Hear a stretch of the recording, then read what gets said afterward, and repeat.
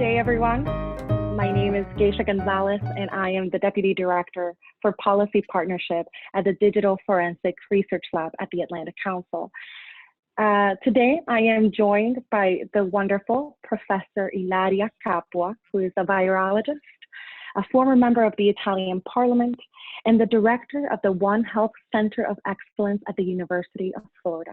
And we're here today for a DFRLab coffee break. DFRLab coffee break is a new opportunity for us at the DFRLab to engage with experts, academics, and decision makers from around the globe to discuss some of the most pressing challenges of the day. And there's no more pressing challenge that we see than COVID-19. And because we are the DFRLab, and our mission is to identify, expose, and explain disinformation and everyday falsehoods, this is a particularly relevant conversation because aside from the pandemic that we're experiencing around COVID-19, we're also experiencing an infodemic, what experts call a drowning of the information space with so much information, both true and false, that the public is becoming confused, distorted, and often believe things that lead them to potentially deadly consequences. I want to ask you, Professor, anyone that is potentially vulnerable to being exposed to these falsehoods, why do you think that some people are more likely than others to believe false information, even when science tells them otherwise? Your concern is that citizens may be exposed to news which may push them in the wrong direction. And actually, I think that this is one of the greatest dangers of this type of information, because misinformation and fake news tend to drive people away from institutions. And this, I think, is the greatest risk that we are facing. Because in a moment of chaos and of confusion like the one we are experiencing, which is a truly unique event, I mean, this is the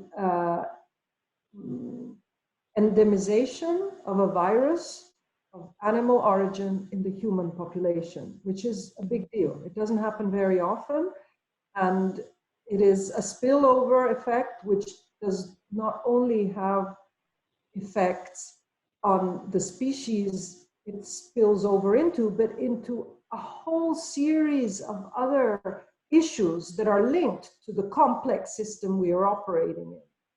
And when you are trying to manage a complex system with so many ramifications, you need to seek advice from trustworthy sources. And institutional advice is often not valued enough.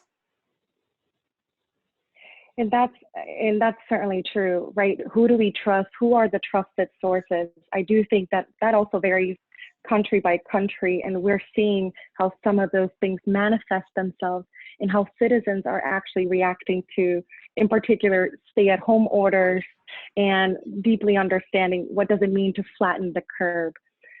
With that, I'm wondering if you could tell us, what may be one of the biggest myths or falsehoods around COVID-19? There are actually quite a few, but I think that the conspiracy theory and all its ramifications and all its, let's say, creative backgrounds is actually, I don't know if it's the most dangerous, but it's certainly one of the most dangerous, because again, it gives citizens the impression that institutions are not there to protect them.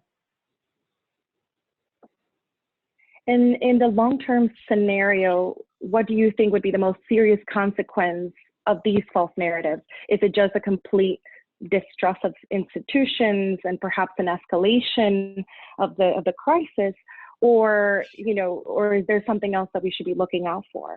What this infodemic can create is actually a mechanism by which citizens disengage. with directions and guidelines. And we know that the strength of this chain of solidarity against COVID-19 is only as strong as the weakest ring of the chain. And so I think that this is what we risk, that actually our citizens stop doing what they should be doing, and they completely disregard guidelines, and they put their own health at risk, they put their families' health at risk.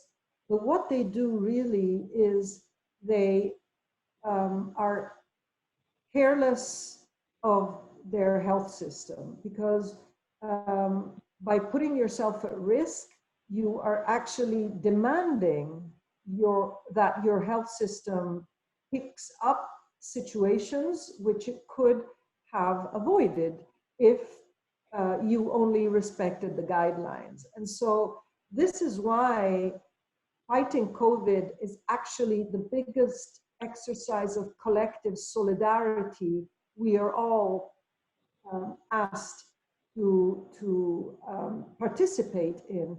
And you only need a handful of stupid things to happen that our efforts to stop the spread, or not to stop the spread, to mitigate the spread of this virus can be completely nullified.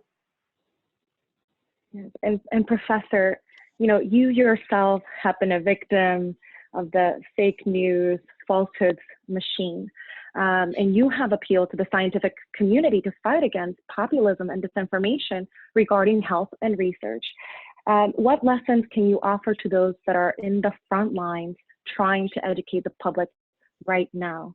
And how do you think we can win the war against the false narratives when it comes to something as complex as issues surrounding health and politics?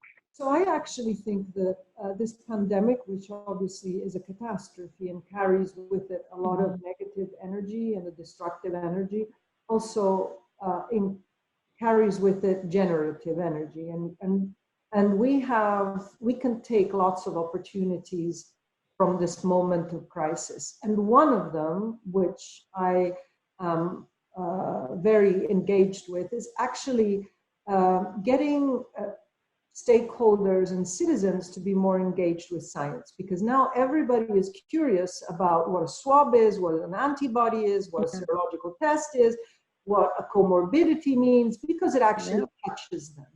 And so I think that this is the opportunity to bring back towards the science all those people who had lost interest, who had lost even trust in science.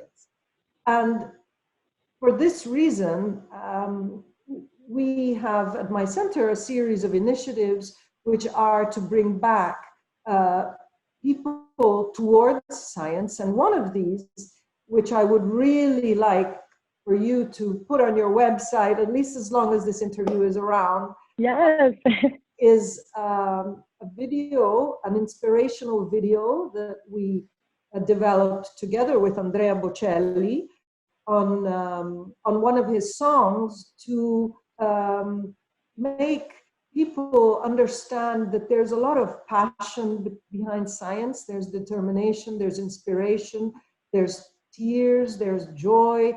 Scientists are an essential part of society, and society should be proud of its scientists. Very last question, I promise.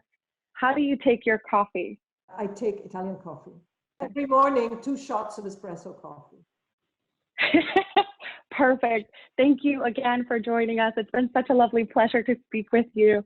And we'll be sure to link to your video as well. Thank you very much.